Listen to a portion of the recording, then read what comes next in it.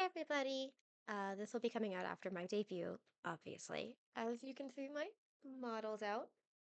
Um, but this is my dedicated, recorded lore video that I am doing so that you guys can actually watch this on YouTube whenever you might get confused or need to refresh on anything.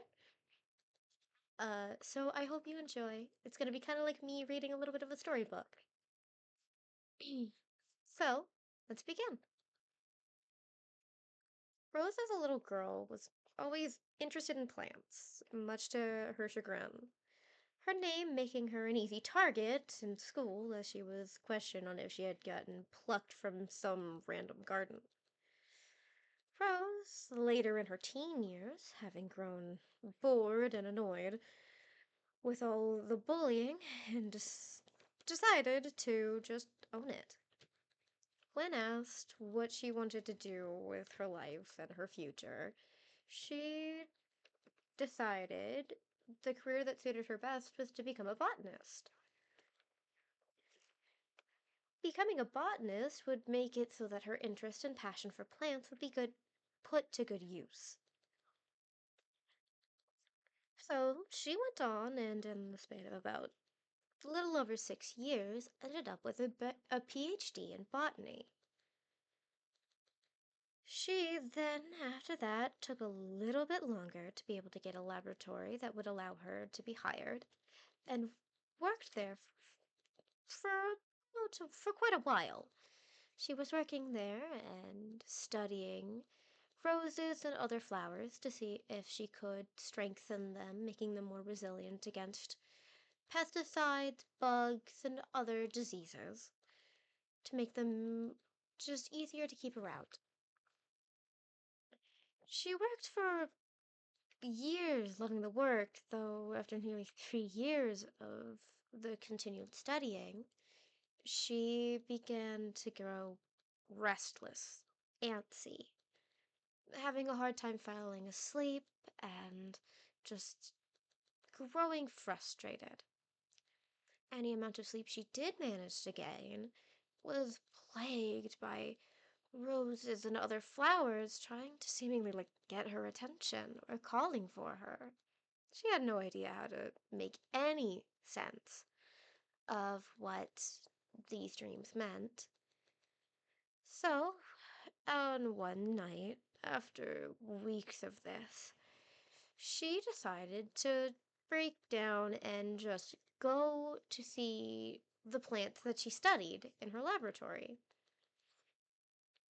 When she arrived, she swiped in after hours and went and walked and talked and just started rambling with her plants for a while, trying to express the frustration that she was feeling, only for then to have a little her freeze because all of a sudden they started moving, reaching out and embracing her and hugging her. She then stood there and froze, letting them take hold and embrace her, finally feeling calm for the first time in ages. While being held by these plants, she time seemed to go on endlessly. It had only been a few moments before a security guard came in and to question her. As soon as somebody else came in, the roses immediately shrank back down to be their normal size, much to her frustration. But not wanting to get reprimanded too greatly for being out of hours without clearance, she left and went home. Then, for the next few days, she began to try and show and recreate what ended up happening with the roses to show her colleagues, as this was a huge thing. But the plants refused. They never would work out, and they would always stay put. It began to grow concerning for her fellow coworkers, seeing her break down and seemingly having a mental break after they knew that she had been having a hard time sleeping for days. So, after being told that either she'd have to be put on administrative leave to get her mental health intact and under control, or they'd call a welfare check on her so that she might be placed in a psychiatric hold, she decided to run away.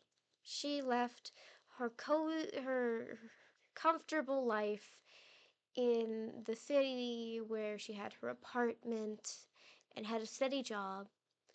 She ran away and ended up getting a random little cabin out in the middle of seemingly nowhere.